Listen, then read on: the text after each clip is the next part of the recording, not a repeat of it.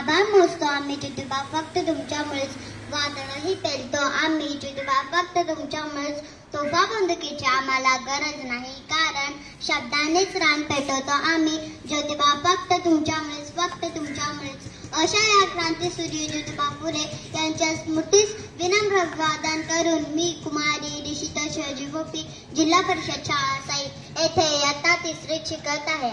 मी आज तुम्हाला महात्मा ज्योतिबा फुले यांचे विचार व कार्य याविषयी बोलण्यासाठी उभी आहे.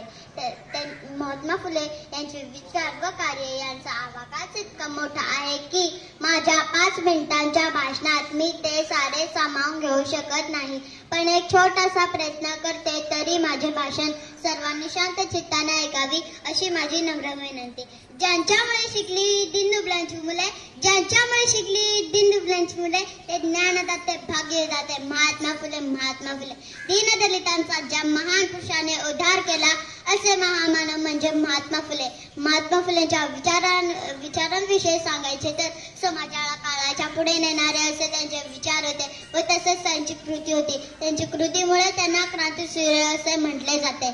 महात्मा फुले नेहमी म्हणत, विद्येविना मती गेली, मती विना नीती गेली, नीती विना गती गेली, गती विना वित्त गेले, वित्त विना शूद्र कचरे. एवढं अनर्थ एका विद्येने केले आणि म्हणून गोरगरिबांना, शूद्रांना, स्त्रियांना शिक्षण मिळावे म्हणून त्यांनी शिक्षणास प्रारंभ केला.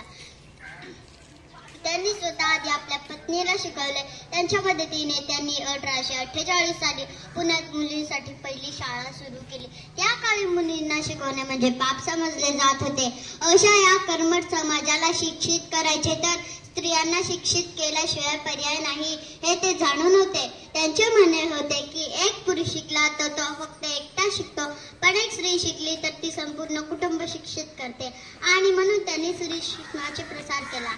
1873 मध्ये सत्यशोधक समाजाची स्थापना केली. याचा उद्देश अंधश्रद्धा आणि भेदभाव नष्ट करणे हा होता.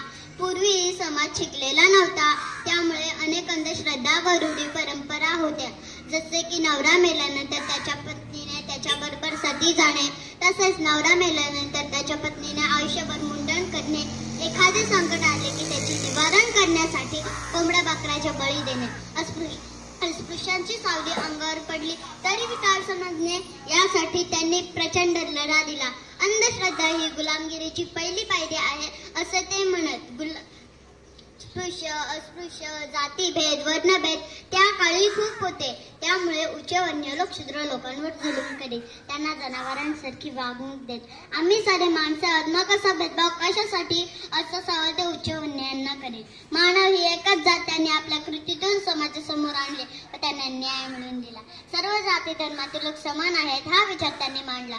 दलित आणि मागासवर्गीयांना मुख्य प्रवाहात आणण्यासाठी त्यांनी आपले संपूर्ण आयुष्य समर्पित केले. आज आपण बघतो महात्मा फुलेंचे लेखन तत्कालीन समाजासाठी क्रांतिकारी होते आणि म्हणून त्यांच्या विचारांमुळे भारतात सामाजिक सुधारणा आणि न्यायाचे नवे पर्व सुरू झाले. अशा या महान पुरुषास माझे कोटी कोटी प्रणाम. एवढं बोलून मी माझे भाषण संपवते. जय हिंद, जय महाराष्ट्र, जय क्रांतीसूर्य.